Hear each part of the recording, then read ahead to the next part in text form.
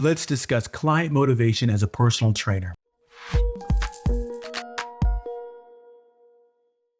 Welcome in on another episode of the KIPS podcast with Dr. Anthony Wall of ACE Fitness. And we're going to get to that episode in just a second. My name is Tyler Valencia. I'm the president of KIPS and Time to Train Fitness. I've been a group exercise instructor, personal trainer, boot camp owner, and I've worked for companies like Nesta and NCCPT. There's one topic that's briefly discussed in this episode that I want to expand on a little bit more, and that is, should you train your clients differently than you train yourself? The quick answer is yes. Can there be similarities? Of course, but think about it. Your clients, and they range in fitness level from the bottom all the way up to very fit. Their fitness levels are different, but also their goals are different. They may want different things than what you are exploring in your own training, but also think about it. They have likes and dislikes for themselves. They might not like getting on the ground. They might not like burpees. They might not like barbell exercises. So introducing to them, that all comes through this relationship that you build with your client. And in that relationship, you're building trust so that when you do want to introduce something that is on that borderline, or maybe something that they said to you early on that they do not like doing, they are willing to go that extra mile. They're willing to tackle it for you because they trust you. They trust your programming because of all those sessions that you have built up with them. So quick answer is yes, but build trust, gain trust in your programming, in your relationship, and they'll run that extra mile for you. Let's get to that episode with Dr. Wall. We have a returning guest on the KIPS podcast, Dr. Wall, sorry about that. Dr. Wall, can you, for the listeners, give a brief background on your education and also what you do at ACE? Yeah, thanks, Tyler. Thank you, everyone, for being part of this podcast. It's grown. I've watched it grow over the years. Tyler, you've done a phenomenal job. And as we were just talking beforehand, I did just recently finish my doctoral program, so I appreciate that. But you can call me Anthony, that's fine. I started out in this industry around 35. Actually, if I was honest, probably 37 years ago. Actually, in Australia, I got to the opportunity to work in a health club in Western Australia. I was covering for somebody who was on vacation. I had always been into fitness and enjoyed the gym environment, but I got my first kind of feeling and kind of experience of working in it. And so I've been in the industry for a long time, have done a multitude of different roles, like many people who have been in the industry a long time. I was a personal trainer. I've worked with Les Mills. I've gone through some of their training programs. I worked obviously in Australia, I worked in New Zealand, and obviously now based here in San Diego, California, working with American Council on Exercise. This is my 13th year with the American Council on Exercise. And my current role, I've done, as you and I have spoken over the years, my role has changed a little bit, but my current role is I'm the Senior Director of Global Business Development and Academic Accounts. And that really puts me in two areas. On the international side, I'm working with education partners and training providers to help support them with their goals of getting more people certified in different countries. And so that's our programs, making sure that we can supply them with books and resources. And then on the academic side, very similar to that, obviously we have a lot of high schools, career tech vocational institutions, and four-year universities and rec centers who are using our programs either as part of a larger program, perhaps it's a health and fitness program, or they need certified fitness professionals to teach in the rec center. And my role is to kind of work with them, help them make sure they have the right products, understand what their needs are, some of the things that they're looking for, so that we can continue to evolve and develop content, teaching resources, and study materials for those different audiences. And it's as we were talking about before we got on, it's a very interesting job. It's waves. We've just gone through all the students going back to school. So now the questions come through are quite different than they were 2 weeks ago. So it's really interesting. Every day for me is different. It's great. And today with the podcast, we're switching up with our topics, previous episodes, which have been fantastic and a lot of takeaways for our listeners in the small group fitness realm. So those will definitely be linked in the description for this episode. Go check those out today. And really a topic that fits in well with previous episodes in the last month and a half, I've been really hammering home on soft skills, interpersonal skills, and how that is so important for new, existing personal trainers to be able to connect and work with clients early on for career success, but also remembering that this is a face-to-face, and whether it is online or in person, it's a face-to-face profession and you are dealing with emotion. So we're going to be talking about motivational strategies today, and great, very relevant for what time it is. It's now the end of January of a new year. Dr. Wall, can you kick it off just talking about, with motivation, some strategies? You get a new client, you're working with them, and you're trying to figure out what makes them tick, what gets them wanting to come to the gym. What are some motivational strategies that you can recommend for a personal trainer? When you were talking about, that the soft skills, it really is the soft skills. And for many people, it sometimes feels a bit awkward. I've often used the analogy of a soft skill like this. If you met somebody for the first time, it doesn't matter where it is, but you say you kind of like this person. Maybe you want to explore the possibility of seeing this person again. Perhaps you want to have a relationship. You're like, yeah, this works well. Mm-hmm. Those soft skills are the skills that you use at that point, right? You're engaging. Perhaps you laugh. You have good eye contact. You get absorbed within that bubble of that relationship, and you don't know what else is going on around. It could be at a party and there's lots of noise, or it could be in a library and you're talking to somebody quietly. But wherever that venue is, Tyler, you get absorbed in that relationship and you almost lose track of time. Yeah. Well, when you're working with your client, it's that almost that same approach. These soft skills that we're talking about lead to the ability for them to be more open to you. You start to develop rapport, trust. They feel confident in your skills. Remember, people only want to work with you for two reasons, right? They like you and they feel you have integrity. Everything else comes after that. If they don't like you or you don't seem to have integrity to them, they're not going to want to come back to you. Yeah. So first of all, it's about creating that environment, an open and nurturing environment. And we'll talk a little bit more about these motivational skills as we move forward.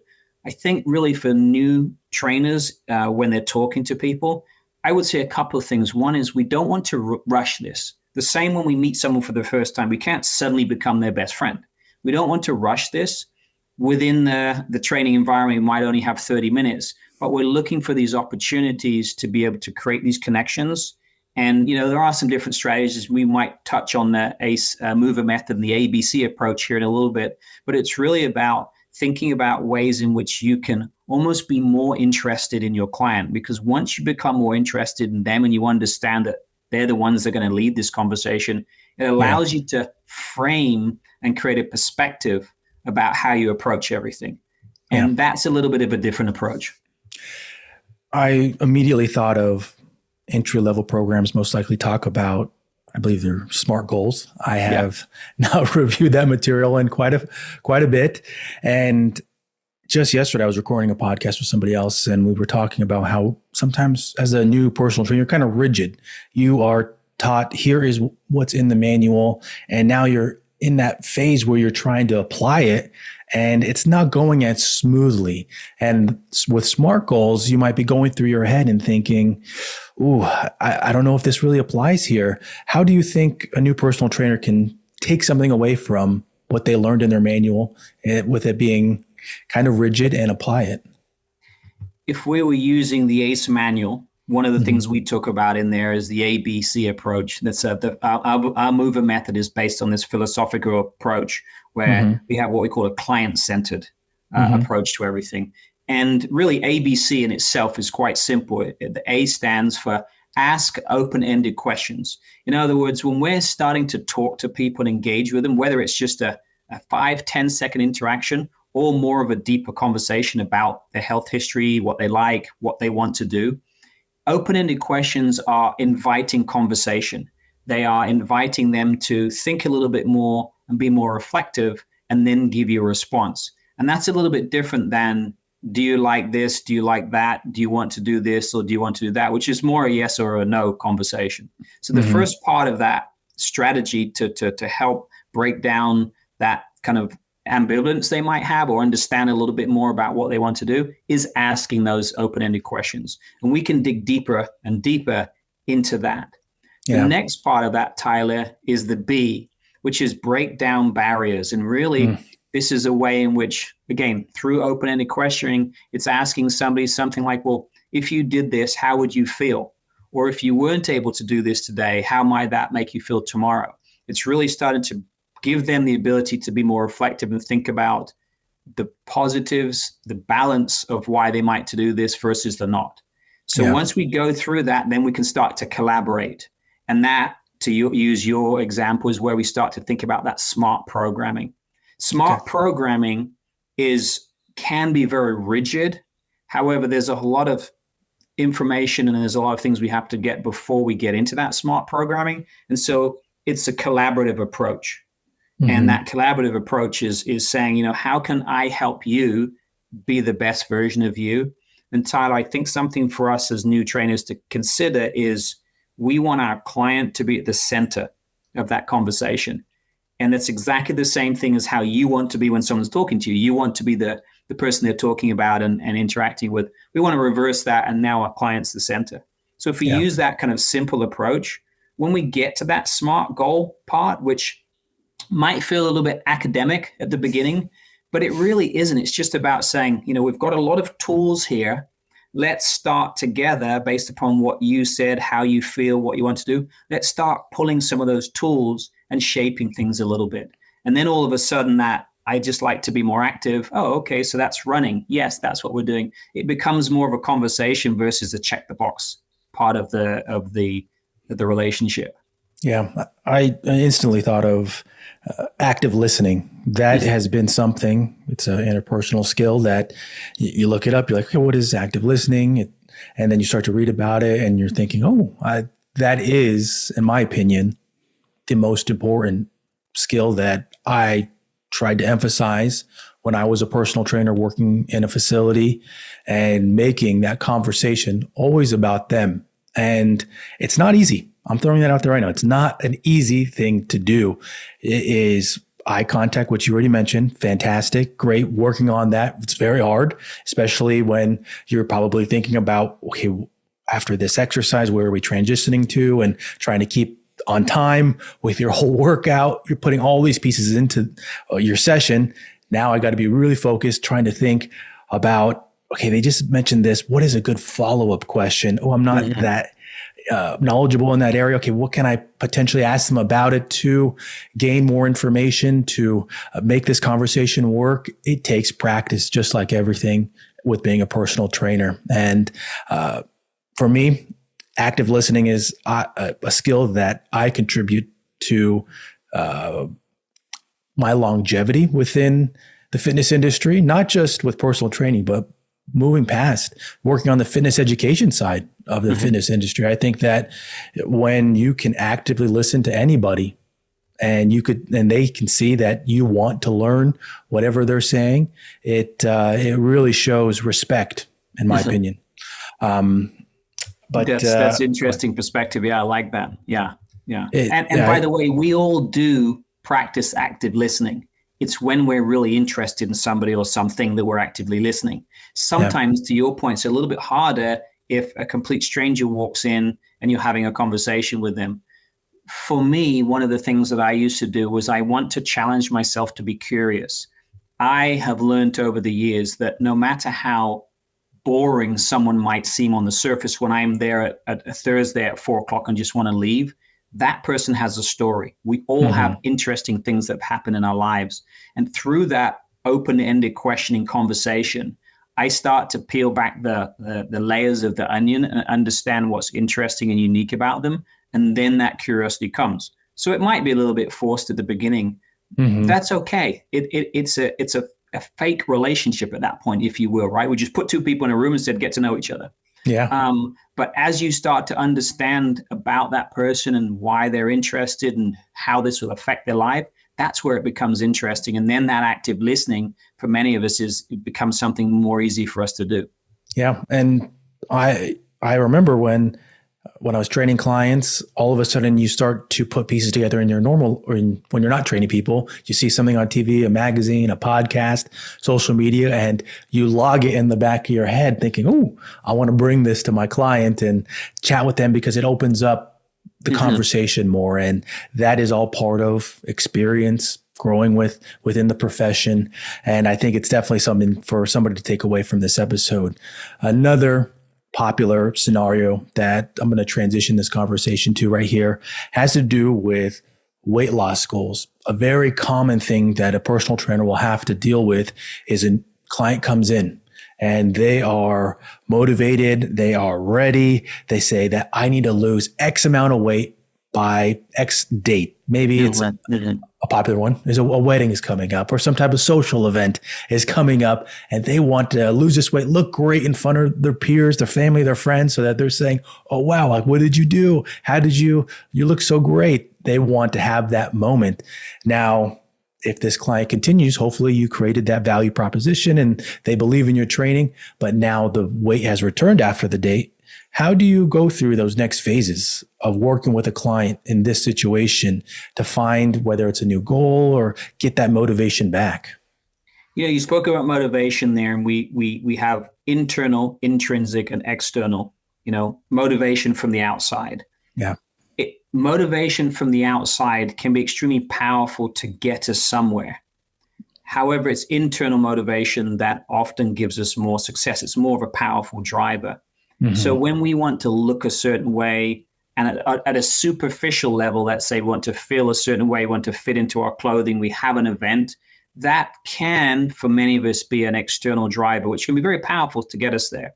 So in your scenario, if we had a client, and I many years ago when I worked in a club, I had a lady come to me and say, I have 6 weeks, I'm having my photos done for my wedding, and it's a sleeveless dress, so it's going to come to here. I want to have great shoulders. And as a relatively new trainer, I wanted to tell all the reasons why we shouldn't just focus on that. Mm-hmm. And I learned pretty quickly in the conversation that this is one of the lessons I learned. It's not about me. It's not what I think academically we should be doing. So we focused on her shoulders for 6 weeks, and she said, thank you very much. And she disappeared and never saw her again. I accomplished her goal. And maybe later on in life, she became a trainer or became more interested again in activity and did something herself. We don't know how she finished up. However, when you have somebody who has more of an extrinsic goal, one of the things as a trainer is to start planning early for what those conversations are looking like and how they're going to be, to start shifting that perspective of our client from that extrinsic, I look this way, to that feeling and the value of long-term health. Ultimately, and I saw this in the research I did for my PhD, right? I'm looking at people in their 60s and older, and they would all tell you that one of the drivers for them to get into activity was seeing other people fail or other people having a cardiac event or someone being not happy with their lifestyle. As they got older, they were more aware of that. And that was something that brought them to the table to start thinking about being more active. There's a lot of other things that went into that. But they saw it in other people. But that's extrinsic. The internal motivation is what's going to continue to keep them moving forward. And so that conversation with our client is, yes, we can get you looking great.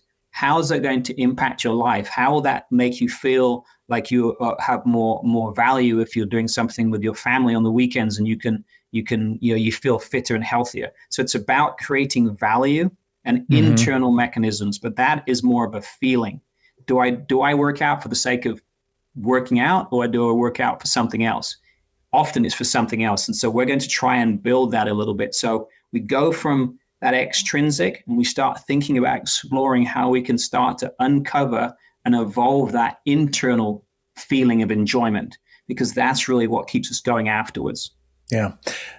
A popular question that I see asked on different forums and on different YouTube videos is often about not training clients how you train. And I think that's pretty relevant to our conversation here, because a trainer will go through their own phases of what they're into, what they're jazzed about. And often those don't line up with the goals of your clients. How does a trainer deal with that conflict in their head and that approach to working with their clients? We all have a flavor and a personality. And I would say one of the best lessons I learned was asking my clients, why do you choose to train with me, not anybody else here? Mm-hmm. I learned a lot of things about why they liked to work with me. And most of them were not the checkboxes I would have checked, right? I'm like, you probably like me because I have a master's degree. Most of them didn't even know that. And quite frankly, they don't care about that. They trained with me because they liked me and I had integrity. And underneath that was some other things. So there is nothing wrong, Tyler, with a trainer having a flavor. I have a sports background. I'm a sprinter. So yes, when given the chance, I might sprinkle in activities that look a little bit more sporty to some people. However, you're exactly right. It is about stepping back and going, using the toolbox that I have experience with, right, which may lend itself more to the flavor of my training. What things can I do to help make this client successful? Mm-hmm. Ultimately, it's their journey. And I did have clients who had no interest in anything that I did, and I had to challenge myself to change it. And that's okay. So I'd say to trainers, it's all right to bring your flavor, but absolutely it's about truly understanding how can we get the most success for our client with the tools that we have or the tools they have available in their world, because success is what they see as successful. And that's sometimes a little bit different from what we think academically it should be. Yeah. That's not the real world. That's not personal training. Correct. And I think the part of it too is the trust element of when you're working with a client, you're building trust throughout all the sessions so that when you do want to introduce something that they're probably not interested in, but you're don't give really it a go at that point.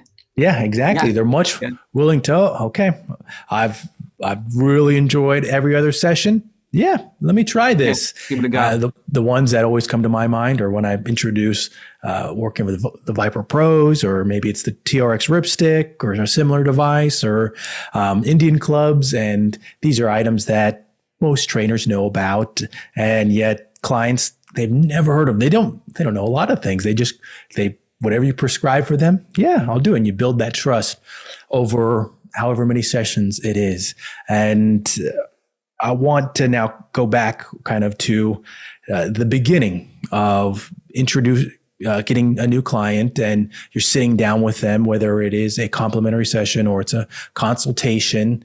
What are some common questions, or how would you approach the motivational topic when you want to open up the conversation to really get deep into why they're there and hopefully get to that successful sales pitch at the end? What are some tips, questions that you have used or that you have recommended?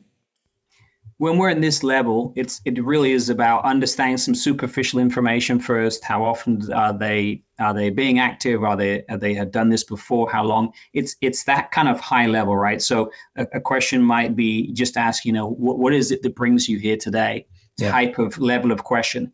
That then allows these different tangents to go off. And so they can say 2 or 3 things and you can go, okay, interested in feeling better, works in an office, has a medical issue. And then you get to come back and say, okay, so and you kind of reaffirming a little bit. So I understand you wanted to do this. Let me back up. And I often say that, let me back up and ask you this, because you mentioned this. And I would say to them, I'm curious to understand why this is important to you. Mm-hmm. And then you can start to go down that way. So it's almost like you want to go down the rabbit hole a little bit and then come back out. And if you want to go down a different rabbit hole, you can go down that. And I found what worked well for me was asking them, that's that open-ended question conversation is, why is this important for you? And if you weren't able to do this, how would that make you feel? That then often gets them in a position where they start to be going, I hadn't really thought of it like that. Okay. And then they can go down there. So that's the value of that kind of open-ended questioning. And there are other techniques as well where we can, ask and reaffirm and kind of dig a little bit deeper. It's really just about being curious and trying to understand, if you do this, how will you feel successful? If you didn't do this, how might you feel? And then expand from there. Yeah. It doesn't have to be forced. You could write down 5 questions on your little sheet if you wanted to, and then just use those as prompts to start the conversation. Yeah.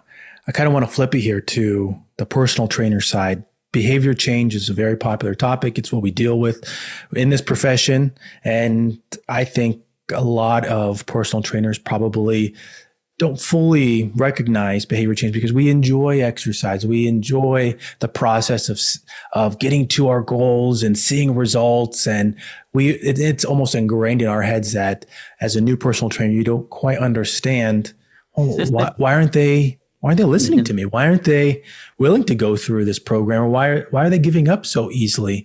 What kind of advice would you give for personal trainers to help them understand that other side of the conversation?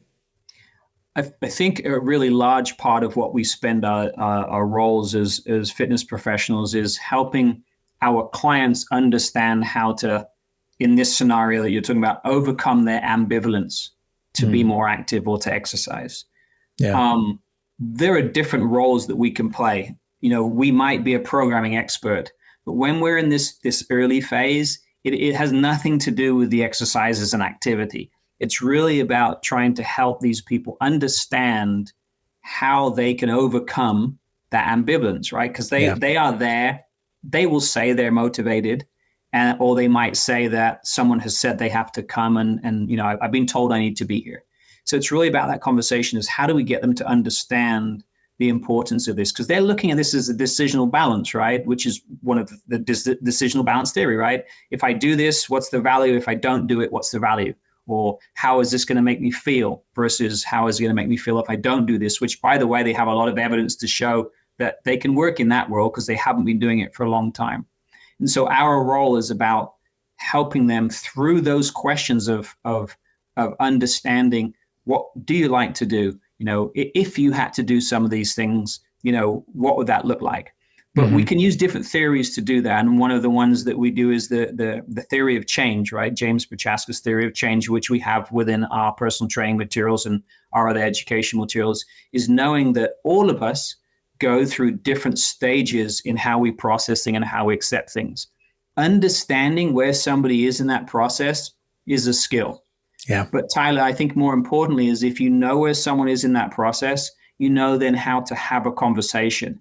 And one of the key takeaways from this part of our podcast is if somebody's not ready yet, and we can identify that they're not ready to start thinking about programming, then there is no point in talking about it because they're not ready there. That would be like going to a car dealer.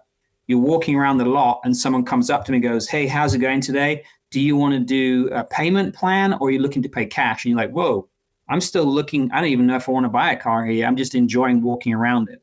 So it's about knowing where they are in this change road, and then making decisions based upon that. And that is outside of the programming piece. And I think that's more challenging for some fitness professionals. Yeah. And before I get to my next question, I have to throw this out there because I mentioned it. I was on a podcast called the Two Fit Crazies podcast with Christine Conti and her co-host. And I actually mentioned your name, and it's because you're one of the best storytellers that I have on the podcast. I love when you always bring up these things. I'm like, oh my, I wish I could tell stories like that. And I know I'm throwing us off on the topic here. Now the pressure's on me to tell that story. I had to interrupt us just to throw that out there, but a similar scenario to what you just mentioned, that common scenario for personal trainers is you're working with somebody and they're not seeing the quote unquote results. They're coming to their sessions and they are looking at their budget and they're thinking, Tyler, we've been working for 3 weeks and I'm not seeing any results. You can enter in any date, any time frame in that. And now you have to basically resell them on the training and how to refocus them. How does a personal trainer go about that? It's a common scenario and it's a tough one until you've gone through it. It's something that you'll probably just keep in the back of your head, but you can definitely prepare for it. If they come to you and have that conversation, the first question I want to make sure is this a surprise to me as a trainer? if I've been paying attention, I kind of know that. When we spoke about that ABC method, breaking down barriers and collaborating, if you are doing that on a regular basis, your client more than likely is not going to be in a position where they're saying, look, I've been doing this for a period of time now, because we've been having ongoing conversations about it and we've been adjusting things. Perhaps that didn't happen and you just, you didn't realize and they've come and said, I'm not getting these results. We don't get results as a client for several reasons, right? One is incorrect programming and the other one is plateauing, right? And so those two things play a big part of whether or not we're going to get the results. If we have programmed incorrectly, then someone won't get their results. And so that's on us as the fitness professional. But likewise, if they've reached a plateau, that's also on us. And so while it's hard to try and reestablish value when somebody has seen that value diminish over time, the strategy is prevent that by continuing to have these conversations and being aware of it. And we're not asking to necessarily be assessed on a regular basis or do any assessing on a regular basis, right? What we're saying is, look, let's continue to have a conversation on an ongoing basis and building that trust and things. So when they wake up one day and go, I don't think I'm getting the results, we haven't eroded their trust and their value. And I know that's probably not the answer for somebody who's already there, but the best way to not get hit when you're crossing a road is look before you cross the road, because when you're in the middle of the road, it's already too late. And it's the same with that. It's hard to go, well, they haven't got the results. But you knew that day 1, day 5, day 12, you had an opportunity to correct that behavior and have that discussion earlier on, and you haven't. So then it's going to be much harder because you have to really strip things back and start from the beginning again. And you can do that, but you've got to be honest and say, oh, you know what, we missed the mark on this. Let's take a step back. Let's reevaluate you. Let's remind ourselves of what the goals are that we agreed upon if we need to make changes, and kind of almost start back and then move forward again. I think that's a great point for professionalism. And I think that if you can point that out before that conversation starts, you are going to win that client over if they, again, or even more, because you're willing to reflect, look back on your programming and what's happening, and you're gauging their motivational level, how much effort are they putting into it. And you've probably seen high levels of, they come in and they're super jazzed about a session. It might be from their day that they had or whatever that might be. And you've probably been with them where they're low, or just maybe just a regular day for them where they're just steady. And so gauging that and being able to touch on that, I think that is a true sign of somebody that they're gaining the experience as a personal trainer. They're gaining those valuable reps that they can make those types of decisions and have those types of conversations to reestablish the motivation and get the programming going in the right direction.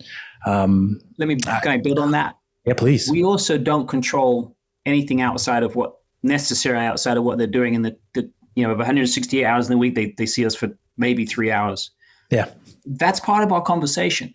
It's part of, when we break down, like, for example, you've been working with a client, they go away on vacation. When they come back, they're like, yeah, I didn't do it. I didn't do training. I was, we were busy or whatever. We know that. We know that's a very high likelihood. So what we can do is have that conversation beforehand so that we establish and we benchmark their expectations.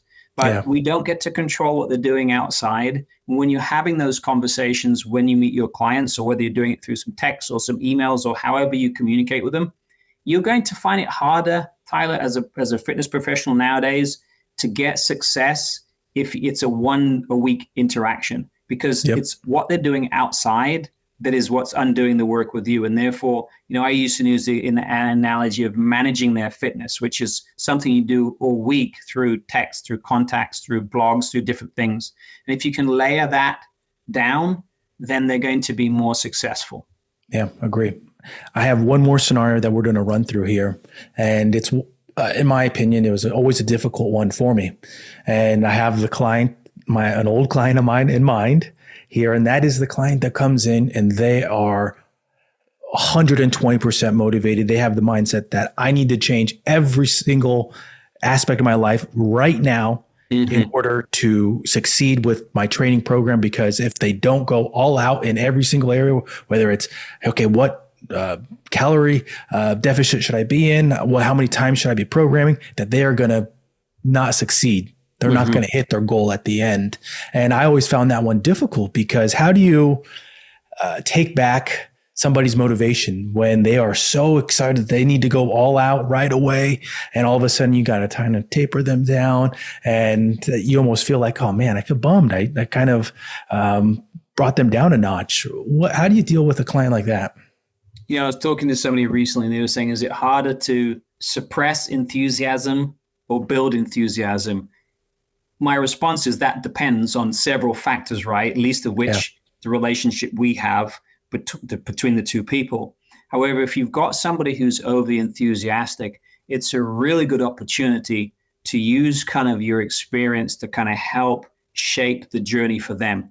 We're talking about a client-centered approach here. So our goal through the conversations we have with them, and maybe through some examples that they can pull out of their life, is to help them understand, and they know this, they would come into the gym and say, I have all these things to do. But at the end of the day, if they were to write down on a piece of paper their top 3 things, they could probably quite easily articulate that. So it's about allowing them the space to be excited. It's about allowing them the opportunity to feel good about it, because that's a driving force. And if we can now get it a little bit deeper, and we could paraphrase this into, Tyler, we've got 3 things we're going to focus on. You've got 12. You have to focus on these 3. Which are they? But I don't know, well, if you did. But it's kind of that conversation, because ultimately they will come down. If they don't want to, all right, let's agree, Tyler, you want to do all 12 of these. We'll go this road for this next week, right? Let's see how that works. And then if it doesn't work for you, then we come back a little bit. But you can have that relationship when you've built trust with them. If you try to do that, and I fell into that trap the first week of training, I'll go, well, I'm the expert. I know how to do all this. They don't even know anything about me, so it doesn't matter. It's not my journey. And so I think that relationship piece is really critical, because then I can have a conversation and ask them, how about this? How would you feel if we did it this way? They're going to be more open to that. Great. Yeah. Great scenarios that we ran through today. I think that these takeaways, these example clients, you're going to meet a plethora of clients along your journey of being a personal trainer. Yeah. And each one of them, you can take little pieces from each of the scenarios that we ran through today, and I hope that the listeners, they apply these, they get those mental reps of being ready to answer some of these tough questions that are going to come in, and these examples are going to come in, because of course you want to be professional. You want to seem that you know what you know, and that you're ready to train any client that steps in front of you. So really great content and answers provided today. We're going to get to our podcast takeaways. And with this one, I am going to do a slight twist on our typical question. The typical one has to do with the fitness industry. I'm going to change it to have to do about education here, because that's what we both do. We both work on the fitness education side of the industry. Dr. Wall, what are 3 myths about personal trainer certifications? Gosh, that's how long do you want to talk about? Well, maybe a myth for some people is they are not all equal.